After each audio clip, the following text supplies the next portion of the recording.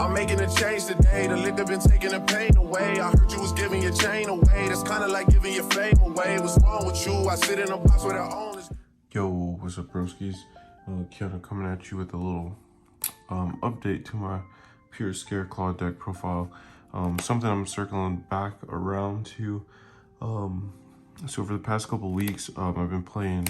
I've been kind of like rotating between Scareclaw, Eldritch, and Valence for the past like month or so, and I've come back around to this one.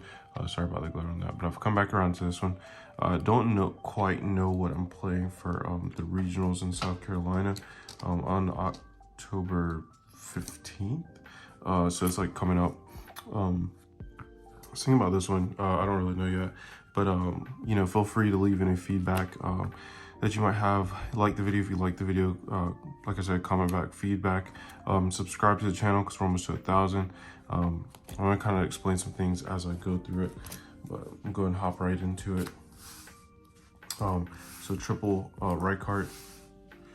He's sort of the best Scareclaw in the deck. Hopping out the sleeve. Sort of the best Scareclaw in the deck.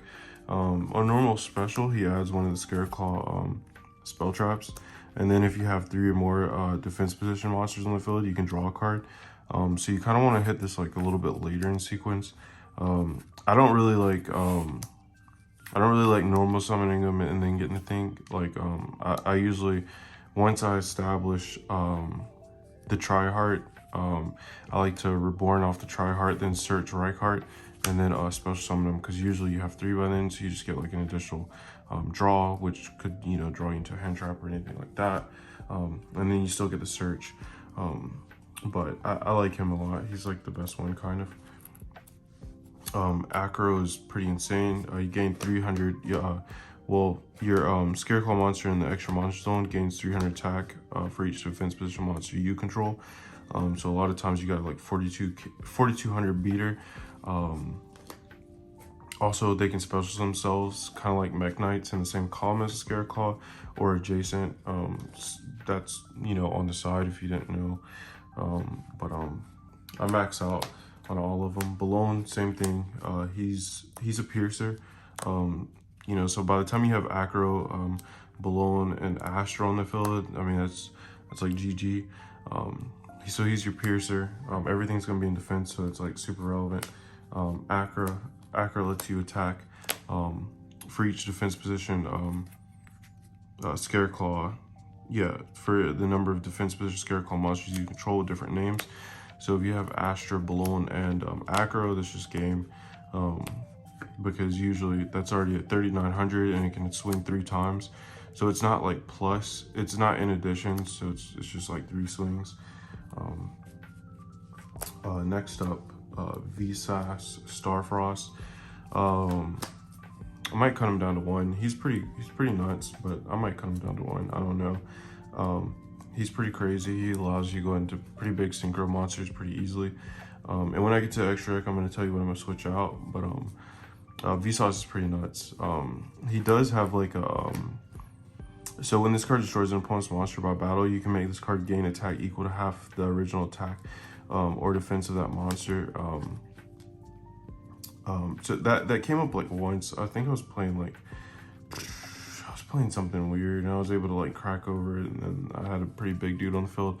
It rarely comes up. Usually you're popping your Link 1 to go into him, but he's pretty nice. I like him. Next up for hand traps, double Nibiru, at least at like my locals, which I think is one of the, you know, more competitive locals in South Carolina, you know, period. I think a lot of people have been playing, just straight up playing in Nibiru, and I don't know if Tier has a way to necessarily play around it, and the format's obviously dominated with Tier and like Branded and stuff like that, and I know Branded doesn't even like attempt to like play through it. So Nibiru is like pretty powerful again. This deck kind of doesn't have a way to play through it at all. But we have something for that. So 2 Nibiru, it's perfectly fine. Triple Ghost Rabbit. I think I'm gonna switch these out for Ash. I'm not really sure yet. I put these in because it hurts my deck, and it hurts like a few other decks, but it really hurts my deck. And sometimes you just want to pop their, you just want to get the body off the field. You don't really care for the search so much. Just, the activate effect, search your card, just pop their card. So I mean, it's fine. It's fine. Next up, triple DD Crow. DD Crow is still powerful. It's pretty nuts. DD Crow lost me like round 3. I was playing Eldritch and he went DD Crow, went call by, he went DD Crow. That was just the end of the game. Unfortunately, but DD Crow's crazy. And it kind of hurts his deck too. Especially if you go for the try hard play and you try to reborn a card and they DD Crow it. You can't get the search off the try hard.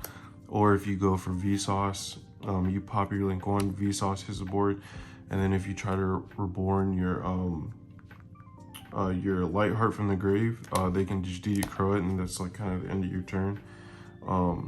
So DD Crow is super strong against a lot of decks. So Primitive Planet Reichphobia is an insane field spell card. It literally does everything for you. It's like your out to Mystic Mine in the deck. It's super easy to get to. Basically, when this card is activated, you can add 1 Scareclaw monster or Vsauce Starfrost from your deck to your hand. Monsters your opponent controls lose 100 attack defense for each defense position monster on the field. And then if 3 or more defense position monsters are on the field, you can target 1 card your opponent controls, destroy. You can only use this effect of Primitive Planet Reichphobia once per turn, and you can only activate these one of these once per turn. So every time, every turn comes around, you got a free pop, basically, because you're always going to have those defense position cards on the field. So it's pretty crazy, because if it's just if 3 or more defense position monsters are on the field, and your link is going to keep everything in defense. So it's just pretty nuts. It's your inherent. It's like you're out to mine, obviously, and then terraform just to get to it a little bit faster. But other than that, it's super easy to get to. Last for the Scareclaw spells, Scareclaw Arrival. It's a monster reborn. You just target 1 Scareclaw monster or Vsauce in your graveyard, special summon in defense position. If a Scareclaw link monster you control would be destroyed by a battle or card effect, you can just banish this card from the graveyard instead. Which is pretty nuts. It's kind of like branded opening in a way, because I think branded opening, if your fusion monsters would be destroyed, you can just banish it. It's kind of the same but worse, whatever. Main deck Dark Ruler, even though this deck can OTK, most of the time, like, I mean, you're just not. Sometimes you just need to like blank a board and then blank a board, completely crack their board, and then they don't have much follow-up after that, especially once you establish the tryhard and some of the additional cards that go with it.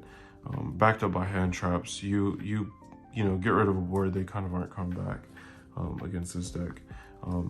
Next up, double Pot of Prosperity. I had to make room for it. There's probably room for 1 more, but I like it at 2.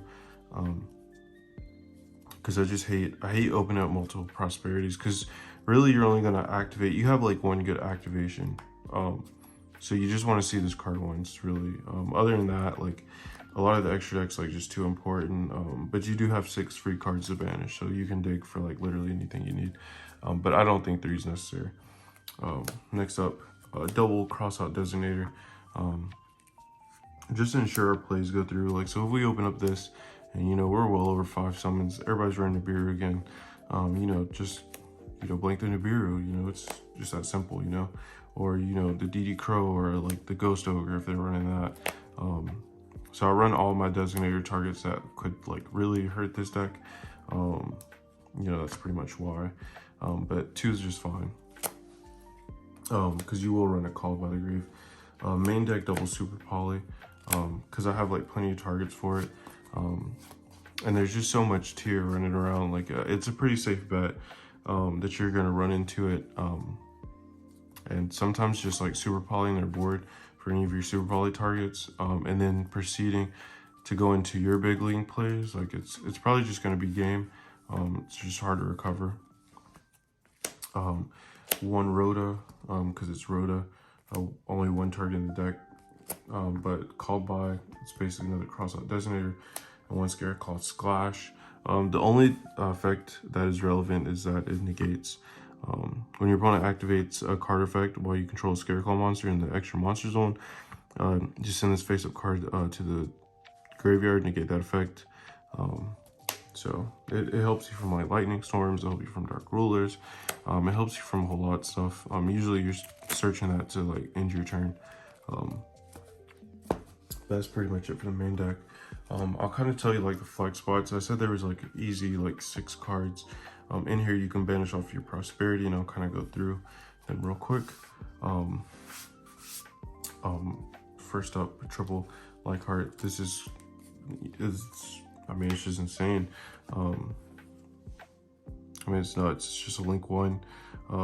You can add one if it's linked summon. You can just add a primitive planet. If you control a Vsauce, you special summon it. It's nuts. It does everything you need. 1 IP. This is free. You can just send that off prosperity. Phoenix. I don't know. It gets rid of floodgates. It's kind of free too. Double dark, I think I might one of these are super free, but there's a lot of like times like dark can come up and you know it can win you a game or 2. But you know, double dark, so like I always consider like IP and like dark like a prosperity target. Double try heart. One time I did there was only once I ever wanted 3, but otherwise like I feel like 2 is perfectly fine, except that one time I needed 3. 1 Apo, because it's Apo, it's kind of easy to go into, especially if you run like parallel Xyz package, but I do not, so I guess it's not that relevant. But this is free too. You can just manage this off prosperity. 1 Chinging, just depending on the matchup, it's super easy to go into. And I will say, I was probably going to take out Apo for a Baron DeFleur, if you want to do that. I just haven't had my Baron in yet. It's Baron's even freer in this deck than like literally anything else. Super easy going to a Sync 10. 1 Shinshin, because it just destroys decks sometimes. Shinshin plus Tryhard, it's just, I don't know. It's better than you would think. And then for my super probably targets, 1 Predaplant Vertrum, Trivo Vertrum, just because it requires 3 dark monsters, which sometimes is like a final end board.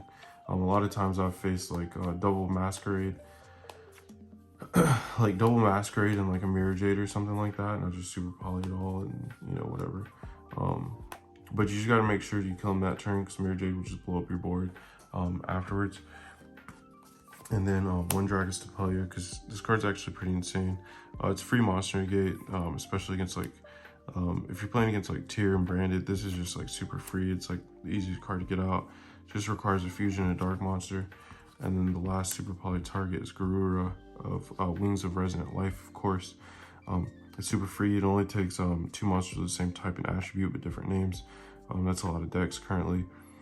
And then if this card is sent to the graveyard, you just draw 1 card. So it's free and it's a draw 1. So yeah, it's pretty nuts. But like I said, that's it for this one. Remember, please like the video if you like the video. Comment down below what you would change, because like I said, I'll more than likely be running this deck at the regionals coming up, you know, like it or not. But feedback would be you know, super beneficial, so let me know in the comments. Like the video if you like the video, and remember to subscribe to the channel, especially if you want to keep up with the updates.